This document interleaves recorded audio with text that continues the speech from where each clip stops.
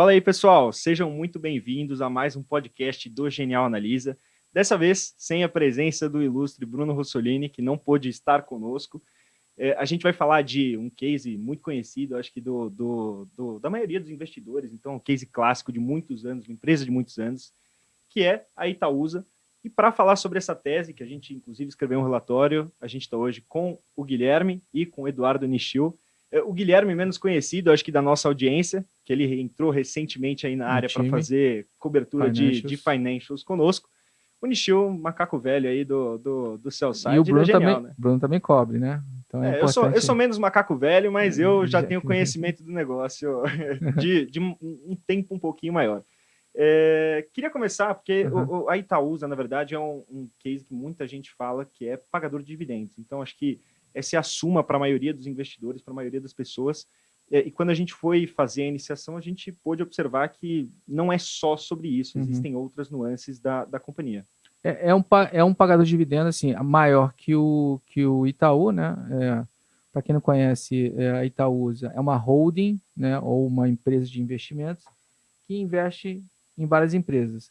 A maior delas, que na época, alguns anos atrás, tirando a aquisição recente da XP, era basicamente o Itaú, né? 90% dos ativos era o Itaú e o restante eram quebrados em várias empresas. Eles fizeram uma reestruturação alguns anos atrás, venderam participações em empresas que não estavam bem rentáveis, né? Se desfizeram daquelas participações e compraram coisas boas. Então, você está falando de uns 5 a 10 anos atrás, eles começaram a fazer essas movimentações societárias e, mais recentemente, entraram a XP. A XP que foi um spin-off ou uma saída das ações da XP dentro do Itaú, né? Filhotinho lá que não deu certo o M&A, não deu certo a aquisição. E aí está compondo o portfólio da Itaúsa.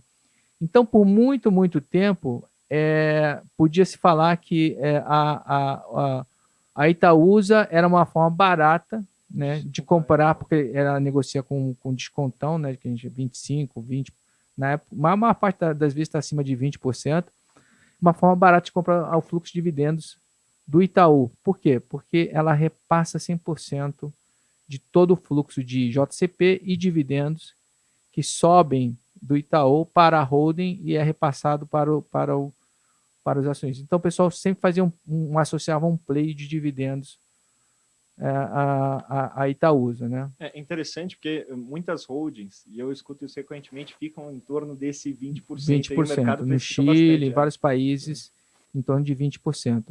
Mas existem essas ineficiências, né? Então, a gente vai explicar algumas delas, né? No caso deles, é bem definido essa passagem de JCP e dividendos das empresas de baixo para as empresas, para os acionistas da Itaúsa. Mesmo porque, se você pensar bem, né, o que é Itaúsa? Itaúsa é a holding da família, né, que fundou o Itaú, que lá atrás tinha a ambição de diversificar um pouco o portfólio deles, não só ter o banco, e investiram em várias empresas lá. Então, investiram no final, o Itaú deu tão certo que compilou o portfipólio em uma coisa só, praticamente. Era 50% e 50%, né? E agora ficou depois, no final de vários anos, várias décadas, ficaram só 90-10. Eu acho que eles não têm do que reclamar. Talvez seja um problema hoje, mas essa composição do portfólio foi um vencedora enorme do Itaú, né? As outras, a gente... Por isso que a gente ficava assim, pô, será que tem um risco de M&A, né? Porque, assim, por muitos anos eles deixaram de fazer M&A, tá? E, de certa forma, você pode pensar com o copo meio vazio, as outras não foram sucesso de investimento, né? Ele teve alguns fracassos mais conhecidos de investimento, Itautec, então teve algumas teses que acabaram não dando certo no meio do caminho aí, acho que desinvestiram e agora eles têm algumas teses mais interessantes. Trocaram o time de M&A agora, né? Exatamente. Então a gente não pode atribuir o fracasso passado para o futuro, né? Porque acho que o time novo vem fazendo boas aquisições, né? A gente vai passar por algumas delas aqui, que eu acho que dão um novo brilho nos ativos. Então, não é só um play de desconto de Itaú, né? Do fluxo de dividendos do Itaú. E tem alguns outros pontos também, porque assim, esse gap diminuiu bastante o dividend yield, né, entre Itaú e Itaúsa. Por quê? Porque muito das empresas de baixo não pagam dividendo. Tem a XP, por exemplo, não paga dividendo, né? As empresas de varejo não pagam dividendo. E hoje em dia a XP é mais relevante dentro desse portfólio, que foi inclusive uma forma de 15% mais diversificar, se a gente for olhar, porque XP. ele tinha o conjunto Itaú e XP, agora separou e ele tem uma grande massa ali que não é pagadora de dividendos, mas a XP tem um valor de mercado relevante, então compõe o market cap com menor pagamento de dividendos. Mas acho que é até legal a gente colocar isso, porque 2020 foi um ano que a Itaúsa não pagou tantos dividendos e não tem nada a ver com essa composição de portfólio. Exato. Foi muito mais uma questão regulatória que no curto prazo acho que é bom explicar para o pessoal, né? A gente teve um limite, um cap do Banco Central de pagamento de dividendos para bancos, e como o Itaú está dentro desse portfólio da Itaúsa e é o banco mais relevante, ele não pôde fazer um payout acima de 30%. Na verdade, era 25% e mudaram bem no finzinho do ano para 30%. Então, a Itaúsa recebeu uma remuneração menor do seu portfólio e pôde repassar menos para o seu acionista, mas esse ano... Além disso, o ano de 2020 teve um lucro menor. Então, você teve dois impactos, de um payout menor e de um lucro menor. Né? O payout é a porcentagem de dividendo que vem do lucro. E agora para 2021 a gente espera aí um lucro bem melhor do Itaú, né? Melhor e com um payout maior, né? Então você vai ter um aumento do yield em 2022, 21, 22, né? Sim, a gente acha que fica na faixa de 50 para cima, então é 50, 60, 70% de payout, né? Talvez até mais para 70 nesse ano agora de 2021, porque eles estão com capital forte. E normalizando mais para 50.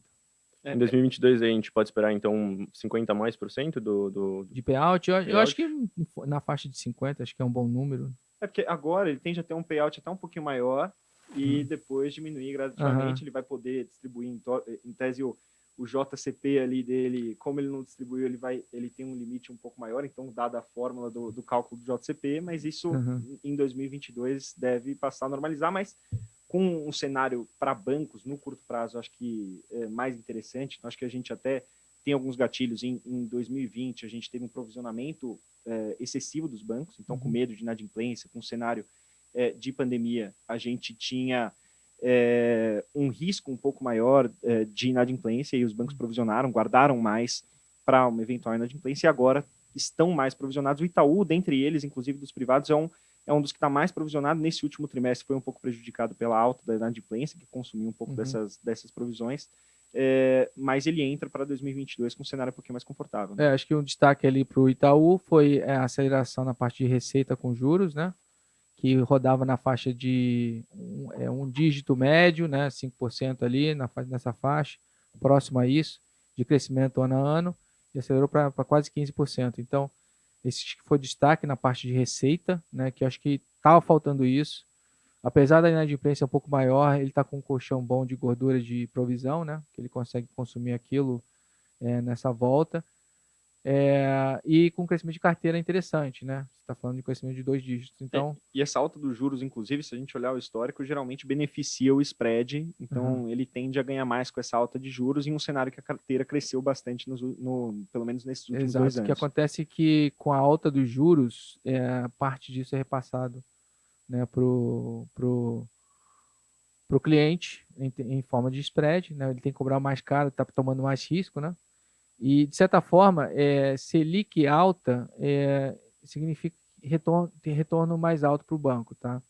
Os bancos operam melhor em termos de rentabilidade, retorno sobre patrimônio, em cenários em que o juros está um pouco mais alto. Isso é histórico. Nesse curto prazo, a gente nem sentiu tanto isso, essa expansão, porque a gente estava até olhando esse gráfico ontem. Na medida em que a Selic sobe no curto prazo, a despesa financeira, porque o banco capta dinheiro de um lado e empresta do outro. O que ele capta é marcado a Selic. Então, quando a Selic aumenta, ele precisa repassar esse preço aos empréstimos que ele concede, que são pré-fixados. Então, na medida em que ele não repassa, ele tem uma pressão nesse spread, esse spread fica flat enquanto ele vai reprecificando, e depois ele consegue exatamente. Ele demora um tempinho, né? Ele tem um delay ali para fazer essa reprecificação de carteira que a gente chama. Então aí para 2022 a gente pode esperar mais melhora na receita de juros. Eu acho que assim, uma boa premissa é estimar a receita crescendo junto com a carteira, né? que por muitos anos ficou abaixo da carteira, e agora eu acho que o Itaú volta a rodar a carteira no mesmo ritmo da receita. Um ponto negativo, talvez, que eu queria levantar é o dissídio, né? A gente viu aí um dissídio do setor bancário com 11%, talvez isso afete um pouco aí o resultado final do Itaú para 2022, Sim. que vai, quarto tri, né, que vai afetar inteiro, e para 2022 também. Mas de certa forma, assim, a receita rodando a 2 dígitos, né?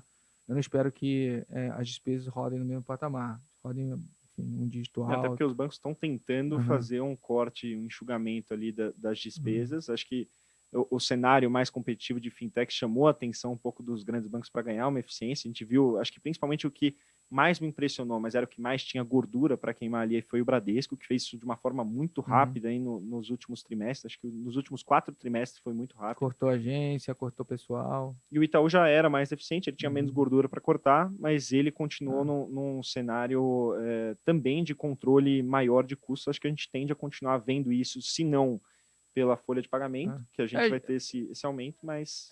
acho que o Itaú, assim, tem um desafio, né? Porque, assim, ele já era mais eficiente, como você falou, e está com a gestão nova. Então, a gestão nova tende a tentar, assim, crescer, eu diria ali, a gestão nova do Itaú está com dinamismo ou com uma tentativa de uma agenda de crescimento, né? Digitalização, eles estão buscando o novo entrar mais... presidente, novo CEO, eu acho que ele está com essa agenda de crescimento, assim como a Porto Seguro. Então, toda a família Itaú, né, que a Porto Seguro tem um pedaço, quer dizer, São sócios 30%, ali, 30% Itaú tem 30% da Porto Seguro. Da Porto Seguro. Então, com essa agenda de crescimento, porque eles, enfim, eu acho que em termos de história de equities, isso faz sentido, né? E crescimento é importante. Então, eu estou com essa agenda. Então, eu acho que vai ter uma pressãozinha ali em custo, sim. Deve ficar em um dígito alto, perto de 10%, né? Um pouco abaixo que isso, mas deve ficar num patamar. Eles vão tentar, acho que, se eu não me engano, é inflação, vocês falaram. É inflação. Mas eu acho que vai ter uma pressãozinha ali, sempre tem dólar ali, enfim, tem posição fora. Eu acho que só um último ponto para a gente tocar em Itaú. A gente tem um cenário que, inclusive, tem se comentado bastante de um maior endividamento de famílias e um cenário econômico mais desafiador do que a gente pensava há 6 meses, um ano atrás, para o pós-pandemia. Você acha que isso pode frear já um pouco o crescimento de carteira para esses bancos, então, em 2022, ou ainda existe um desempenho, por exemplo, em crédito imobiliário tem avançado bastante, você acha que pode se estender ao longo do próximo ano? Eu acho que os bancões ainda navegam bem nesse cenário.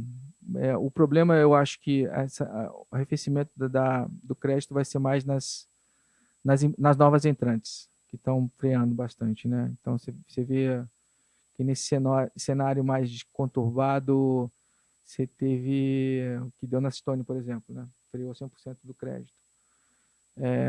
As fintechs, eu acho que elas sentiram mais essa subida de inadimplência e tal, e estão sofrendo um pouco mais. Acho que os bancões sempre navegaram, sempre souberam navegar bem nesse cenário. Eu acho que os bancos do governo ainda rodam abaixo do sistema, né? Porque vem rodando abaixo da média da indústria. E os privados, grandes bancos, continuam acima. O Santander deu um guidance ali, a gente teve uma reunião com eles há pouco tempo, de rodar junto com o sistema. Então, acho que Bradesco veio com um número muito forte, né, para o ano que vem. E eu acho que o Santander fica ali entre Santander, quer dizer, o Itaú fica entre Santander e Bradesco ali, em termos de crescimento. Então, em termos de dividendo, do principal pagador de Itaúsa, a gente pode esperar que deva haver um repasse, pelo menos interessante, para o ano de 2022. Com payout maior e com payout desse ano, esse ano com certeza maior, vamos dizer 50% ano que vem, mas com crescimento de lucro ainda ano a ano, nesse ano agora e o ano que vem também, com crescimento de lucro. Do lado de desconto, acho que vale a pena a gente até levantar, porque esse desconto da faixa de 20% é muito recorrente, né, nas holdings, e eu acho que isso é até um ponto que o mercado... Eu acho que a gente tem que parar um pouquinho e analisar, por que analisar as empresas é importante, né? Porque, de certa forma... São elas que estão lá dentro. E vão dar a tônica, vamos dizer, nominal, ou, enfim, se a Itaúsa vai para frente ou não, né? Se a história das empresas for boa, a a história básico, da holding né? é boa. Sim. Aí você tem que falar assim, ou é melhor comprar as empresas de baixo ou comprar a Itaúsa, né? Então, se o desconto é o mesmo, vamos dizer que o desconto é 20%, continua em 20%. Então, tanto faz você comprar as empresas de baixo ou a Itaúsa, né? Só que a nossa tese é que esse desconto caia ao longo do tempo, né? Por conta disso aqui, ó.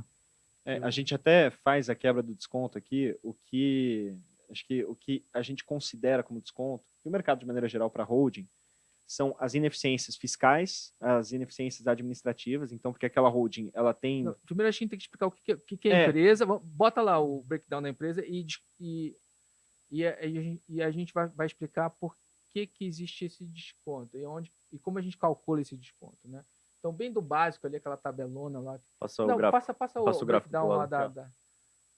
das empresas. Essas aqui são as empresas do portfólio, né? Então, você tem Itaú, XP, Alpargatas, Dexo, que é a Deca, Agea, Copa Energia, NTS. Tem algumas empresas que são fechadas, que não estão listadas, que pode ser um outro upside, se eles listarem tal lá para frente. E as empresas listadas, Itaú, XP e Alpargatas. Somando todas essas aqui, a gente calcula mais ou menos quanto valeria, né, a Itaúsa, né, multiplicado pela participação da Itaúsa nessas empresas, daria um cap de 108, na verdade. 137 incorporando o preço-alvo de Itaú. Tá. 108 bilhões de reais. Só que ela vale 84 a Itaúsa vale 83,9. Então, essa diferença entre os dois, né, entre 83,9 e 108,5, é o desconto. É o desconto da empresa. Então, a empresa deveria valer muito mais e esse desconto é histórico. Então, o que a gente está apostando aqui é que esse desconto feche ao longo do tempo. Por quê? Porque a gente tentou explicar aí alguns catalisadores, alguns gatilhos de curto prazo que possam fazer com que esse desconto se caia ao longo do tempo, né? Então, além de ter os fundamentos favoráveis, né? Itaú, como a gente falou muito aqui, quase 75% da empresa em termos de valor, tá? Tem uma perspectiva favorável. XP também a gente acha que tem uma perspectiva favorável, assim, apesar do juros estar aumentando, o que é mais negativo para a XP, ela está bem descontada, acho que está mais no preço ali, a potencial venda das participações da Itaúsa, da XP na Itaúsa, né? Itaúsa provavelmente vai vender essas 15% ao longo do tempo. Isso pressiona o preço do papel. Então, mas como vai ser gradativamente, ela tende a usufruir pelo menos de uma valorização na tese positiva de XP, porque ela não vai vender de uma vez só. Mas, de fato, acho que é até o termo de overhang, que é quando você tem o risco de ter uma oferta maior de papéis, ou seja, mais pressão vendedora ali, o mercado precifica isso porque entende que vai ter uma pressão vendedora, porque a Itaúsa vai ter que vender os 15% de participação que ela tem na XP. A gente sabe que a XP e a Itaúsa chegaram a um acordo para a venda das ações, com certas participações dentro do conselho. E acredito que são 6 block trades, né, que devem ser feitos aí ao longo de eles podem fazer. Esse acordo, na verdade, é estabelecido enquanto a Itaúsa tem uma participação acima de 5% na XP, e isso permite que eles façam até 6 block trades por ano. A gente não sabe exatamente quando que vão ser as vendas. Eu acho que isso é um dos gatilhos interessantes, porque na medida em que o valor da participação na XP for sendo convertido em caixa, você não tem mais a justificativa de desconto, porque, de certa forma, esse dinheiro vai ser usado ou para remunerar acionistas, ou para amortizar dívida, ou, enfim, para algumas funcionalidades, ou para diversificar o portfólio. Em tese, quando ele for vendendo, não vai justificar mais esse desconto, mas o mercado não vai saber quando isso vai acontecer. Então, a gente sabe que vai acontecer gradativamente, a empresa tem interesse em fazer isso, a gente só não sabe exatamente quando. E a gente acha que isso pode ser até um trigger, né? Porque as pessoas não vão marcar mercado, as vendas de forma, vamos dizer... diária. A pessoa não vai saber quando vai estar acontecendo. Acho legal comentar que se não for um block trade, eles não precisam divulgar. Não é assim que funciona? Eu acho que até necessariamente, dependendo da participação envolvida que está sendo vendida, não é necessário você fazer a divulgação. porque depende do quanto está sendo vendido aquela participação. Você tem a obrigatoriedade, por exemplo, a cada 5% de uma companhia listada que você muda de patamar, você precisa fazer uma divulgação ao mercado, que é geralmente o padrão. Mas no dia a dia, quando eles forem fazendo essas vendas, e a gente não sabe se já estão acontecendo, por exemplo, a gente não vai saber quando isso vai acontecer. Então, ou seja, esses 15% aí que estão marcados a mercado aqui valem 13,8%, né, a mercado, estão dentro do portfólio da Itaúsa, estão com desconto de 23%. Ele vai vender a mercado, certo? Então, esse gap tende esse a gap fechar. tende a fechar. Mais ainda. Esse é um dos, vamos dizer, dos gatilhos que a gente vê como fechamento desse desconto. Mas o principal mesmo são as ineficiências, né? E a principal é o JCP. Eu acho até legal a gente fazer a quebra primeiro de onde vem essa Sim. ineficiência e depois Exato. explicar por que a ineficiência fiscal pode gerar um ganho. Isso aqui? A ineficiência que a gente calcula, em síntese, é o quanto a holding gasta, então, do que ela recebe. Na prática, não é muito bem assim, porque ela repassa todo o dividendo que ela recebe, como o Nishio falou, mas ela faz aumento de capital recorrente para repor esses custos e ineficiências que ela tem. Ela tem um caixa para absorver essas ineficiências fiscais e administrativas, que é o custo da holding e a ineficiência fiscal é o pagamento de imposto sobre o JCP que ela recebe, né? Que gera um tributo que é pago pelos acionistas em forma de aumento de capital. Agora, é importante frisar que todo aumento de capital vem com desconto em relação ao preço da ação. Então, se a Itaúsa 4 for ofertada, geralmente eles fazem 20% de desconto. Então, você vai estar comprando 20% sobre 23%. Então, você vai estar comprando Itaú com 40% de desconto, né? Mais de 40% de desconto, que seria duplamente descontado ali. Duplamente. Então, faz sentido, toda vez que a empresa abrir para aumento de capital, vocês acompanharem o aumento, porque você vai estar comprando Itaú com, na verdade, 40% de desconto.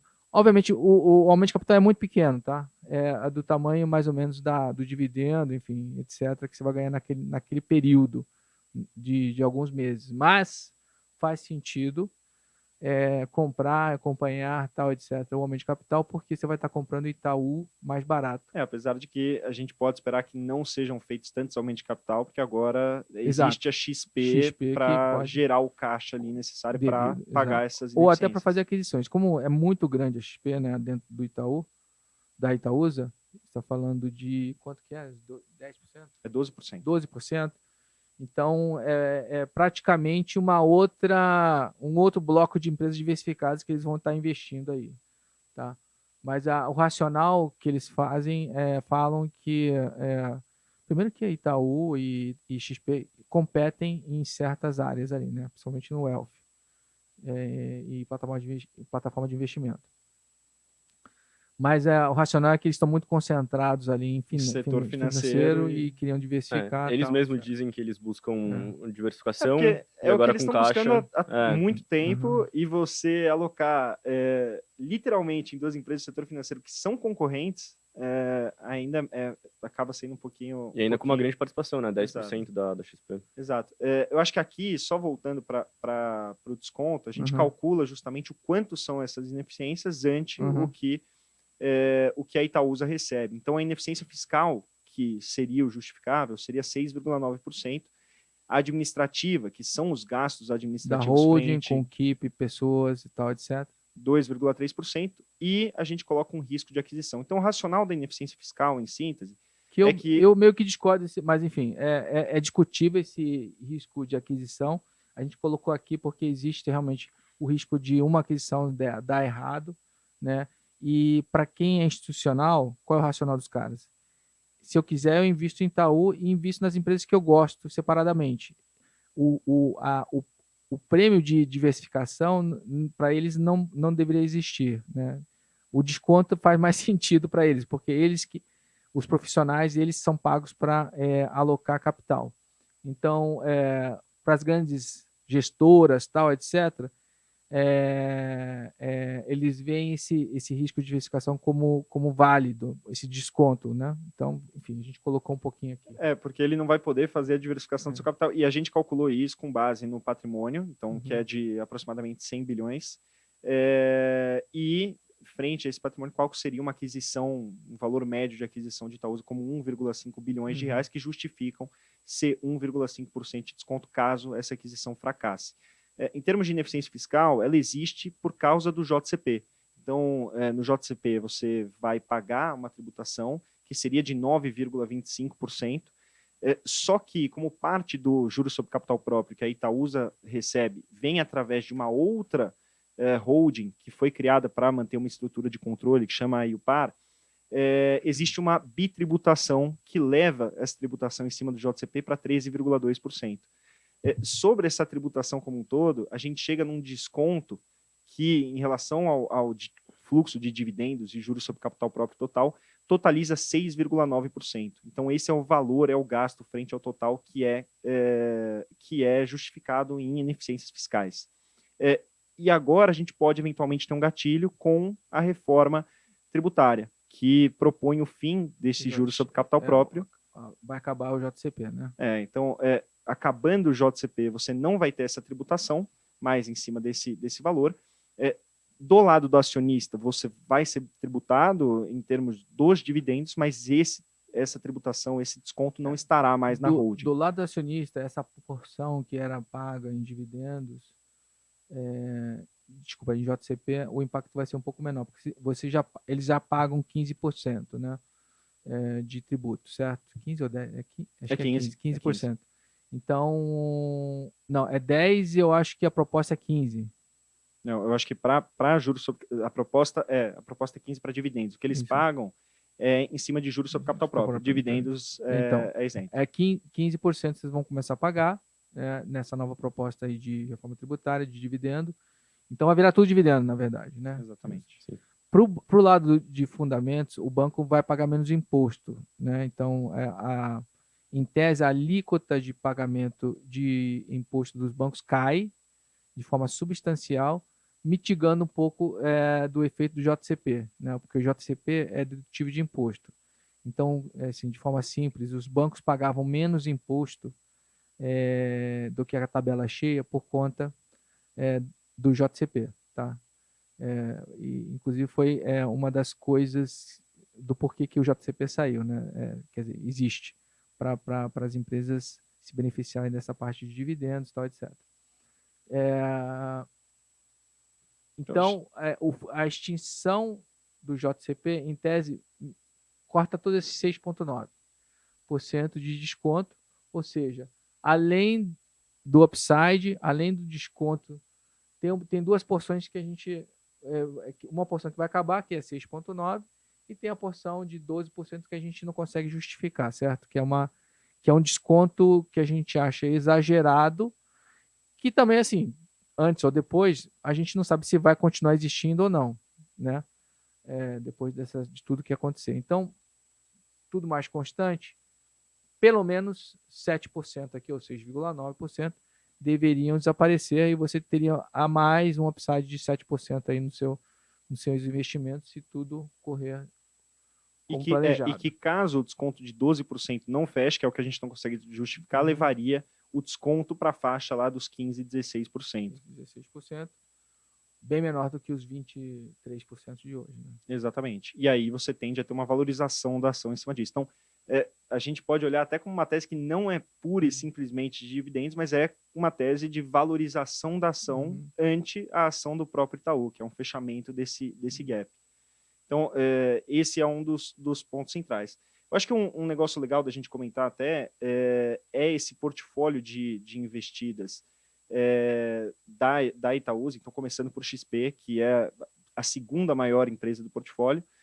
A XP, acho que tem uma tese, principalmente com o financial deepening, então pessoas físicas entrando na bolsa, e teve um movimento muito acentuado, acho que nos últimos 2 anos, em 2017 e 2016, a gente tinha um patamar muito constante de investidores na bolsa. 500 mil investidores por muitos e muitos anos, décadas eu diria, que nunca saiu desse patamar, e com enfim, maior uso de mídias sociais, enfim, juros caindo para patamares históricos muito baixos, né? O juros bateu 2%, né? O pessoal veio para a Bolsa. E hoje a gente tem 4 milhões de CPFs na Bolsa, né? Isso dá menos de 2% da população brasileira, ainda muito, muito baixo. Se a gente comparar com os Estados Unidos, por exemplo, é 50%. 50%. Países desenvolvidos rodam entre 30% e 50%. Se você pegar uma amostra Exato. ampla, eles rodam entre 30% e 50%. A gente tem um patamar muito baixo. Assim, nos Estados Unidos, você está falando de 150 milhões de pessoas, mais de 150 milhões de pessoas na Bolsa, né? Tem quanto? 300 e poucos milhões de pessoas nos Estados Unidos? Não tenho certeza. Esse aí eu não... 300, Geografia, maior que o Brasil. não O vai ser Brasil com 200 400, milhões é maior do que o Brasil. Então, você está falando de 150, 200 milhões de pessoas e versus apenas 4 milhões de pessoas na Bolsa, muito por conta dos juros que por muitos anos rodaram muito, muito alto aqui no Brasil. Se forem em países mais envolvidos, juros a patamares estruturais mais baixos levam o pessoal a ir para a Bolsa, buscar renda fixa. Foi um dos motivos porque eu gostava de renda variável, porque eu morei fora um tempo, então a renda variável para mim me encheu os olhos quando você olhar a profundidade e, enfim, o número de produtos, o número de empresas listadas na Bolsa é impressionante lá fora. E no Brasil ainda a gente está incipiente nesse negócio, porque os juros ele mitiga muito essa evolução das empresas para a Bolsa, né? Apesar da alta de juros recente, e deve chegar a uns mais de 10% aí, está falando de 12% no pico do ciclo, patamares são menores que o histórico, né? Aqui no Brasil. Então, em tese, inflação sob controle, tal, etc., o Brasil dando certo, isso tende a cair novamente. Então, eu acho que a tese de investimento, pessoas indo para a Bolsa, investindo em ação, ajudando as empresas a crescer, vira um ciclo virtuoso bom e as empresas continuam, quer dizer, as pessoas continuam a se enriquecer, as empresas continuam a enriquecer, isso vira um ciclo virtuoso, né? Apesar de desacelerar, continua, em tese, crescendo o número de investidores. E é justamente o que a gente comentou, né? Como se a Itaúsa fosse vender a ação agora, pura e simplesmente a mercado, ela não capturaria tanto esse ganho. Como ela vai se desfazer aos poucos, e eu acho que existe até um interesse em se desfazer aos poucos, porque ela não pode sair vendendo a ação a mercado, porque ela vai derrubar o preço da ação. Então, ela precisa fazer isso gradativamente.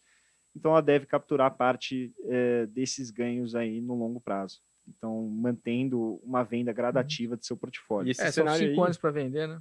São 5 anos, exatamente. esse cenário aí deve também beneficiar aí o Itaú, né? Então a gente pode ver aí uma dupla. O Itaú, ele inclusive tem mais uma. Ele vai ter a opção de comprar mais uma parcela da XP, que Isso, ele mais não 5%, deve fazer a mesma coisa. É. Por isso, desse overhang, né, que chama essa pressão de venda, porque o Itaú ela vai receber mais 5% da participação da XP e vai ter que dar um jeito. Eles não querem ficar, isso é claro, mas eles não vão repassar essas ações para os acionistas, porque esse é um processo muito burocrático, precisa de muitas aprovações, etc. Dá muito trabalho, eles provavelmente vão vender a mercado, né? Como fizeram. Quando você está falando de um bolo grande, como foi feito agora, até valia a pena 40% você fazer. e tal, vale a pena fazer. Agora uma participação menor não. Aqui está o breakdown, né? Das outras companhias investidas. Vê que o Itaú tem quase 75%, chegou a ter 90%, né? A XP pegou um pedaço aí, mas se você somar os dois, que eram a mesma coisa anteriormente, você chega aí a 80% e quase 90%, que era o número que a gente sempre trabalhou ali na faixa de 90%. Em termos de dividendos, isso é muito maior. O Itaú deve estar aí chutando aqui por alto, porque XP não paga tal dividendos, está falando de quase 90% ainda. É praticamente tudo. Na verdade, praticamente tudo. Acho que o que a gente tinha... A NTS paga um pouquinho. O que a gente tinha visto era a NTS fora o Itaú. Não, ela paga, mas hoje em dia é majoritariamente Itaú, Sim. é grande parte tudo Itaú, em termos de fluxo de dividendos. E eu acho que... Deixa eu abrir aqui. Eu acho que até uma coisa muito interessante a gente comentar...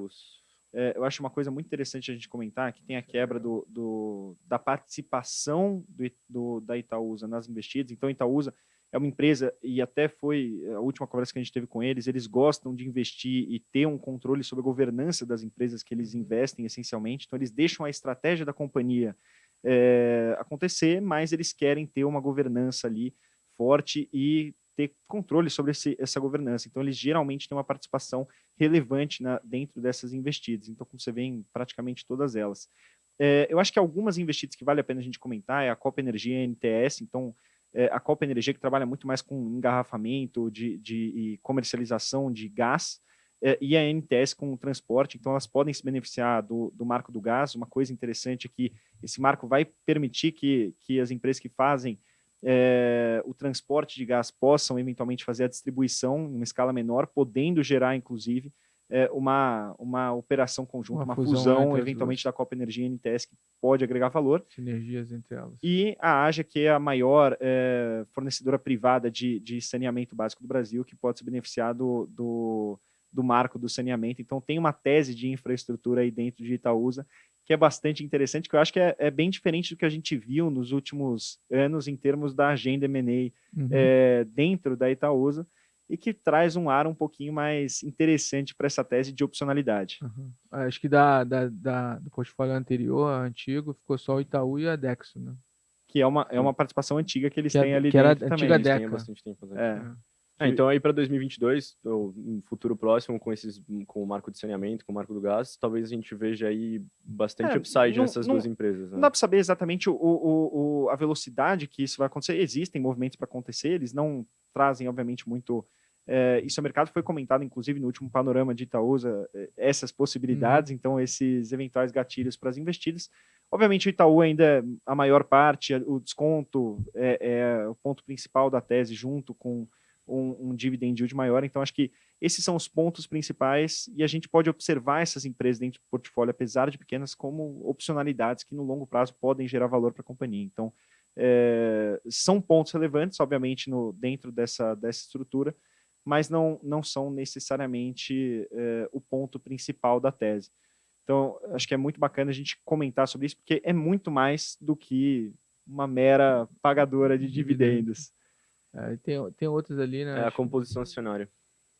Não, aqui a gente tem um negócio até legal que mostra esse histórico de dividend yield ao longo do tempo, comparando a Itaúsa com o Itaú. Então, justamente o que esse Itaúsa desconto sempre gera. Acima, né? A Itaúsa sempre acima, porque o desconto é excessivo em tese. Se o desconto fosse na mesma proporção do que as ineficiências ali, o que sanaria, a gente já tem um dividend yield igual em relação ao fluxo de caixa. Em 2020 caiu exatamente porque o Banco Central limitou o pagamento de dividendos dos grandes bancos, tá? Então caiu ali o yield. Esse é o desconto. A gente tem o desconto histórico, então esse desconto chegou a cair lá em 2019, foi para a faixa dos 18%, veio subindo ao longo de 2019 e 2020, deu uma caída no fechamento do último trimestre e agora aumentou de novo. Então, a gente está tendo realmente um desconto que se mantém nessa média dos 20% recorrentemente. O engraçado é que, assim, em 2019 caiu muito por conta o fim do JCP de novo, né? Enfim, gossip, né? Borbulhinho, enfim, fofoca falando que esse JCP ia cair, e de fato vai cair agora. Então eu diria até que agora deveria ter esse movimento de novo, né? Não deve ser, essa reforma tributária não deve passar em 2021, mas eu acho que para o ano que vem pode ser que passe, né? E se passar, eu acho que está bem próximo até pelo menos algumas coisas passarem, você teria esse movimento novamente. Eu acho que isso até é um negócio legal da gente comentar. 2022, um ano eleitoral. Então, Esse é um problema também. A gente pode esperar com relação a acho que não só Itaúsa, a relação a bancos, e que também se refere a Itaúsa de uma maneira geral, uma maior volatilidade. A gente pode ver um atraso nesse destravamento de valor das companhias. Isso é um risco que tem que ser mencionado, né? Porque pode ser que não passe essa reforma tributária. Em ano de eleição, a gente sabe que é tudo uma caixinha de surpresa. A gente fica falando recorrentemente até de outros bancos, Banco do Brasil, e o prêmio de risco, acho que principalmente para essas empresas muito relacionadas à economia, então como bancos, que são empresas que, de certa forma, caminham junto com o crescimento do PIB, que precisam ter um cenário... os bancos brasileiros são um pouco fora da caixa, né? Porque ao longo do tempo eles aprenderam a navegar em cenários bem adversos. Então, gente até comenta de Itaú que ele aprendeu a navegar em todos os cenários e parece que em cenários de crise ele até se dava bem, fazia aquisições, ele saía do outro lado de uma forma Os bem bancos sempre positiva. navegaram, todos os grandes bancos sempre navegaram bem na crise, né? Eles aprenderam aí Bradesco com... e Itaú por mais tempo. Banco do Brasil, enfim, chegou a ter um ROI parecido com os grandes bancos, em torno de 20 e poucos por cento, mas aí depois entrou numa rodada de compressão de rentabilidade e foi para baixo de 10% por um período. Agora, os dois grandes bancos aí, Bradesco e Itaú sempre. O Santander tem uma história interessante, né? De uma reestruturação total das operações, e nos últimos 5 anos está andando muito, muito bem, né? Nos últimos 5, 6 anos, enfim. Conseguiu fazer um turnaround interessante. Inclusive líder em rentabilidade. Inclusive líder em rentabilidade por muito tempo, por esses últimos, sei lá, 2, 3 anos, foi até líder, não só em rentabilidade, em movimentos de mercado, de aumento de carteira e tal. Sempre começou a ser líder em certos movimentos que depois os bancões começaram Você vê que os movimentos são sempre parte de um banco e aí os outros vão em manada, assim. E quem é o primeiro sempre se dá um pouco melhor, né? Se você tem muito crédito, sei lá, cartão, aí o primeiro que sempre consegue ter um pouquinho mais de rentabilidade do que os outros. Então, o Santander, por um tempo, começou a liderar esse movimento. Ele começou a correr atrás dessas iniciativas mais rápidas.